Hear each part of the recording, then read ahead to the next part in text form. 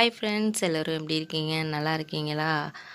இன்னைக்கு நம்ம சேனலில் அடுத்த பார்ட்டு தான் பார்க்க போகிறோம். அதுக்கு முன்னாடி நம்ம சேனலுக்கு நீங்கள் ஃபஸ்ட் டைம் வரவங்களா இருந்தீங்கன்னா, கதையை கேட்குறவங்களா இருந்தீங்கன்னா, கண்டிப்பாக சேனலை சப்ஸ்கிரைப் பண்ணிக்கோங்க.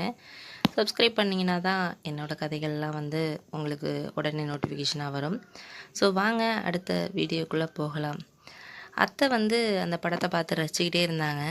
எனக்கு வந்து அவங்க பார்த்து ரசிக்க ரசிக்க எனக்கு வந்து படத்தை பார்க்கணுன்னே தோணலை. அவங்கள தான் வந்து பார்த்துக்கிட்டு இருந்தேன் நான்.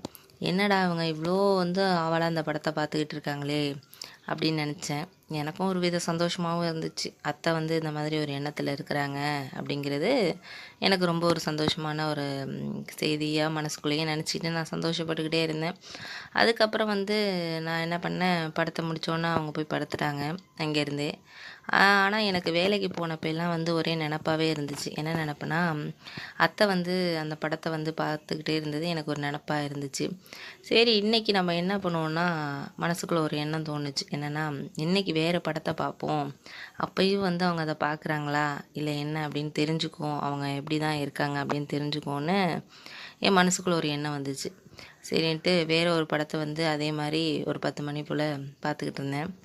மறுபடியும் பார்த்திங்கன்னா யாரோ பார்க்குற மாதிரி இருந்துச்சு. நான் வந்து மிரரில் பார்த்தத அவங்க பார்க்கல. அவங்க அந்த படத்தையும் நின்று பார்த்துக்கிட்டு தான் இருந்தாங்க. எனக்கு ரொம்பவே சந்தோஷம் தாங்கலை. ஏன்னா இவங்க ரொம்ப இன்ட்ரெஸ்டடாக இருக்காங்க போல இருக்கே அப்படின்னு நினச்சிக்கிட்டு, சரி ஓகே ஓகேப்பா, நம்மளுக்கு வந்து நல்ல சான்ஸ் தான் அப்படின்னு நினச்சிக்கிட்டு நான் இருந்தேன். அதுக்கப்புறம் வந்து அத்தையை வந்து நான் வந்து எதுவும் ஒன்றும் சொல்லலை. ஏன்னா நம்ம இருக்கிற மாதிரி தானே அவங்களும் அந்த நினப்பில் இருக்கிறாங்க. அதனால் நம்ம ஏதாச்சும் சொன்னால் வந்து அவங்க உடனே வந்து தப்பாக நினச்சிக்குவாங்க, என்னடா அப்படி நினைக்கிறானேன்ட்டு அவங்க மனசு கஷ்டப்படும்னு சொல்லிட்டு நான் வந்து மனசுக்குள்ளேயே இருந்தேன். சரின்ட்டு 2 நாள் இப்படி போணுச்சு. ஆனால் வந்து எனக்கு வந்து மனசுக்குள்ளே என்ன எண்ணம் இருந்துச்சுன்னா, அத்தை இந்த மாதிரி ஒரு ஆசையில் இருக்காங்க, நம்மளால் முடிஞ்சதை ஏதாச்சும் நம்ம செய்வோம் அப்படின்னு நினச்சிட்டு மனசுக்குள்ளே ஒரு எண்ணத்துலேயே இருந்தேன். அன்னைக்கு பார்த்திங்கன்னா எனக்கு ரொம்பவே உடம்பு வலியாக இருந்துச்சு. ரொம்ப வந்து ஒர்க்கு அதிகமாக இருந்ததுனால, அலைச்சல் இருந்ததுனால ரொம்ப முதுகு வலி இதெல்லாம் இருந்துச்சு. நான் என்ன பண்ணேன், இதுதான் சான்ஸு பார்ப்போம்டா அப்படின்னு நினச்சிட்டு ட்ரை பண்ணுவோம் அப்படின்னு நினச்சிட்டு அன்னைக்கு நைட்டு பார்த்திங்கன்னா அத்தையை வந்து கூப்பிட்டேன். அத்தை ஒரு நிமிஷம் இங்கே வாங்க அப்படின்னு கூப்பிட்டதுக்கு வந்தாங்க. என்ன தம்பி அப்படின்னு கேட்டாங்க.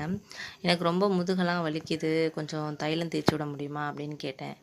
அதுக்கு அவங்க, சரி சரி இதில் என்னத்துக்கு கேட்குறீங்க, தயக்கமாக கேட்குறீங்க, தேய்ச்சி விட சொன்னால் நான் தேய்ச்சி விட போகிறேன் அப்படின்னு சொல்லி அவங்க சொன்னாங்க. சரின்னு நானும் வந்து பெட்டில் வந்து உட்காந்துருந்தேன். அதுக்கப்புறம் வந்து அத்தை வந்து தைலம் முதுகெல்லாம் தேய்ச்சி விட்டாங்க.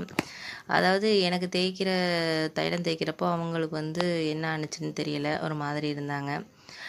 எனக்கு ரொம்ப சந்தோஷமாக தான் இருந்துச்சு. அப்புறம் எங்கள் அத்தையை வந்து நான் வந்து அவங்களோட ஆசைகள் எல்லாமே, அந்த படத்தில் பார்த்த ஆசைகள் எல்லாமே நிறைவேற்றணும்னு நான் காத்துக்கிட்டு இருந்தேன். அவங்க தைலம் தேய்ச்சிக்கிட்டே இருந்தாங்க. நான் வந்து அவங்கள பார்த்துக்கிட்டே இருந்தேன். அவங்களும் வந்து தைலம் தேய்ச்சிக்கிட்டு இருந்தாங்க. எனக்குனா மனசுக்குள்ளே ஒரு எண்ணம்னா, நம்ம எப்படி அத்தைகிட்ட நம்மளோட எண்ணத்தை சொல்கிறது அப்படிங்கிறத யோசிச்சுக்கிட்டே வந்து இருந்தேன்.